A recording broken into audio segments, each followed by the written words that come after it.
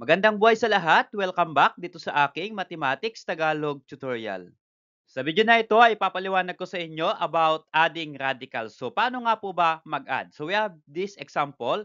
We are going to add, for number 1, we have square root of 12 plus 7 square root of 3 plus square root of 75. So, paano nga po ba mag-add ng radicals with different radicand? And for number 2, we have 3 square root of 8 plus 2 square root of 50. So, paano nga po ba yan i-add? Yan po yung aking papaliwanag sa inyo step by step. Okay, so let's start in adding radicals. So, we have square root of 12 plus 7 square root of 3 plus square root of 75.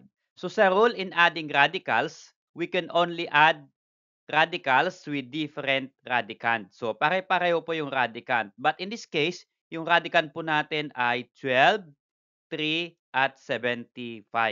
So, notice here, kapag yung rule ang susundin natin, hindi yan direktang mai-add kasi magkakaiba sila ng radicand.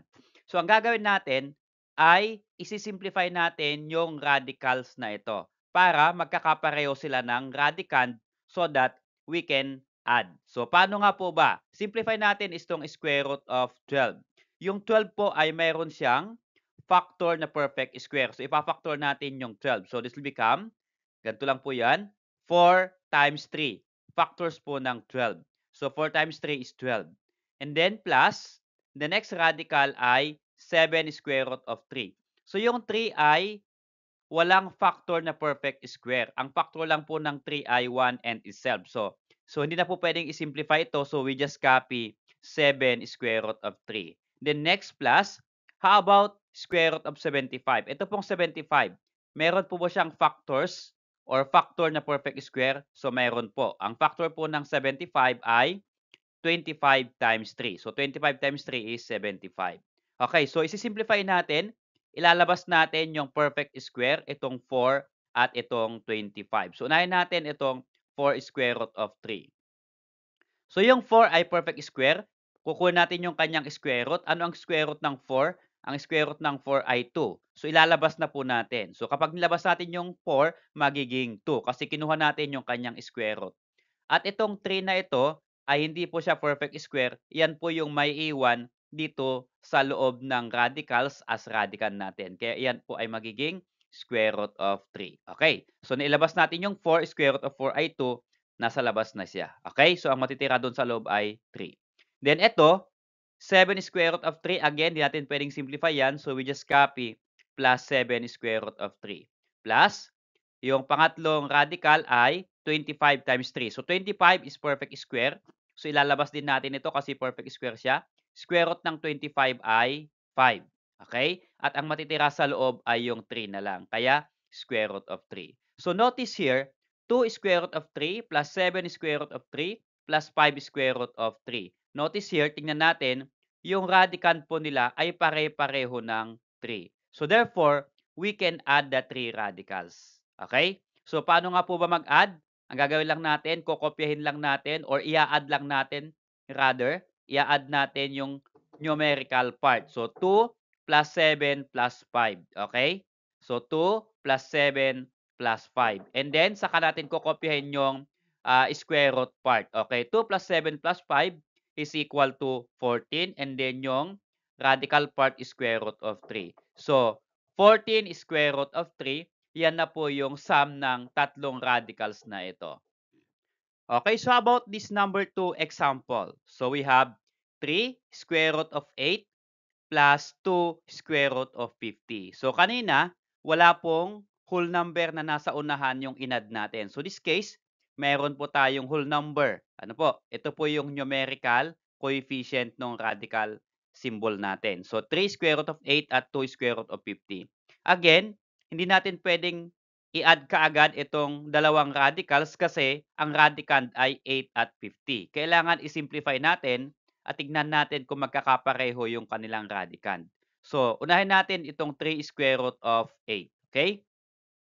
So, yung whole number, remain po natin dito as 3. Then, itong square root of 8, ipafactor ulit natin yung 8 into 2 factors. At isa sa factor niya ay perfect square. So 4 times 2 is 8. Okay? At 4 ay perfect square. Again, another one plus. Next natin yung 2 square root of 50. So remain po natin yung 2 na nasa labas na, yung whole number. So 2. At yung square root of 50, ipapactor ulit natin into 2. Ang factors po niya ay 25 times 2. So marami pong factors ng 50. Kaya nga lang, titignan natin yung factors niya na perfect square. So ang perfect square na factor ng 50 ay 25. Ano po? 25 times 2 is equal to 50. Okay? So simplify po natin yung perfect square. Okay? So unahin po natin yan. 3 square root of 4 times 2. So, unahin po natin ulit yung 3 nasa labas. Yung 4, ilalabas natin kasi perfect square siya. So, square root of 4 is 2. So, pag nilabas natin sa labas ng radical symbol, okay, square root of 4 ay 2, i-multiply natin dun sa whole number na nasa labas. Ano po? So, 3 yung nasa labas. So, i-multiply natin yung square root of 4 na 2. Kaya 3 times 2. Okay? At yung 2 dito, hindi na po siya perfect square, mananatili dyan sa loob ng radical symbol as radicand. Ano po? Kaya square root of 2. Then plus, yung 2, yan, yung whole number. And then ilalabas din natin itong 25 na radicand kasi perfect square. So square root of 25 is equal to 5. So i-multiply din natin sa 2 na nasa labas nan. Okay, and then yung matitira sa loob ay square root of 2. Okay. So, multiply natin yung whole number na nasa labas. Unahin natin, yung 3 times 2 is equal to 6. Then, square root of 2. Plus, 2 naman po, 2 times 5 is equal to 10. So, 10, then square root of 2. Saka pa lang tayo mag-a-add. Notice here na yung radicand nila ay parehong 2. Okay? So, pareho pong 2 ang radicand. Again, ang rule ng adding radicals, kapag pareho ang radicand, i-add lang natin yung whole number na part. Okay? So, ang whole number dyan ay yung 6 at 10. Kaya, 6 plus 10 is equal to 16. And then, kopyahin lang natin yung radical part na square root of 2. Kaya, the answer is 16 square root of 2 yung nung 3 square root of 8 plus 2 square root of 50. So, ito po yung kanyang sum. Okay, so how about this number 3 example? So we have 5 square root of 20 plus 3 square root of 45. Okay, so ililib ko pong activity ninyo. Pwede po ninyong i-post yung video na ito and then try to add. Kapag na-add pa na po ninyo at meron na po kayong sagot, tuloy lang po ninyo yung video, play ulit ninyo. At the end of this video, ay ilalagay ko po yung sagot dito sa question number 3 na ito. Salamat sa pod kaibigan. Kung nagustuhan mo yung video na ito, please click like and then subscribe kung bago ka pa lang po dito sa aking channel.